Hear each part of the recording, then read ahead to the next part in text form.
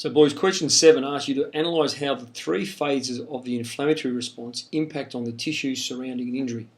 We've even given you a diagram here of RISA to sort of help you with your answer and maybe give you some ideas about the formation of scar tissue and the less formation of scar tissue and the impact that has on the joint throughout the 3 phases. But the big thing here was obviously analyse.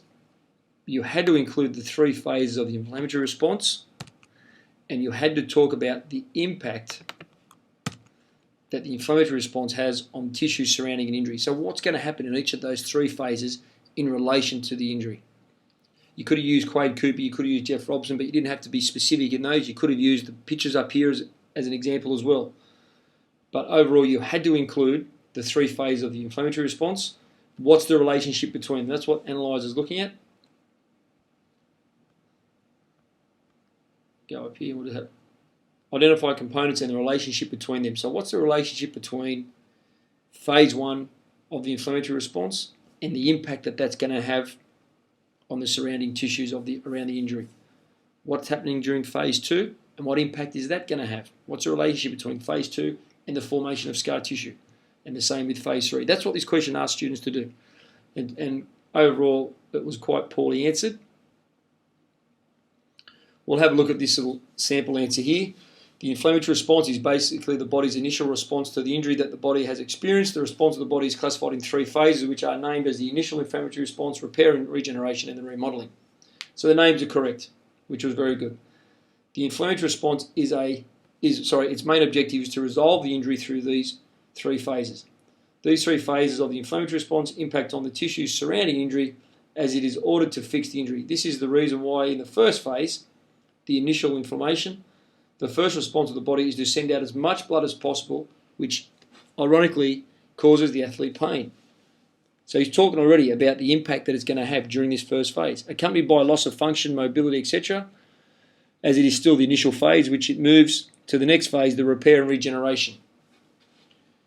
It starts to build scar tissue, the elimination of debris, and the production of new fibres. So it's talking about what's happening in the second phase. We've gone past the early stages of where we've been icing up, and now looking in the second aspect of the phase. So this phase is solely based on fixing the injury, impact on the tissue that surrounds the injury, whilst the last step, remodeling, is based on the continual production of scar tissue and the strengthening of the tissue through exercises to prevent damage in the future.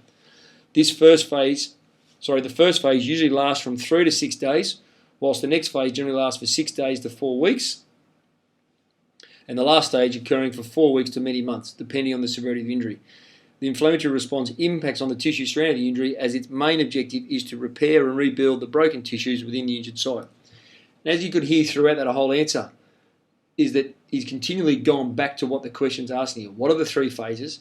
What's the relationship between them? And what impact do they have on the surrounding tissues? And that's what he's been able to do with this answer. Ideally, I would have preferred when he spoke about the 3 to 6 days, the 4 weeks, and this 4 weeks part here, if he could have included that in when he spoke about the first phase initially, instead of breaking them off and then coming back to them. But as you go through his answer, what you'll notice is that he speaks about what the phase is and the impact that phase has on surrounding tissue. Then moves on to the second phase, names it correctly, then talks about the impact that it's going to have, and same for the third. And that's what students were required to do. Some of the feedback from answering the question was that you actually needed to include each phase of the inflammatory response, and you need to have, obviously to get full marks, you need to have an understanding of the name of each phase. Saying phase 1, phase 2 and phase 3 isn't acceptable. You need to have the actual name to get yourself higher end marks. You also needed to include in there something to speak about or showing the impact that phase has on the surrounding tissues of an injury. That's what the question's asking you to do.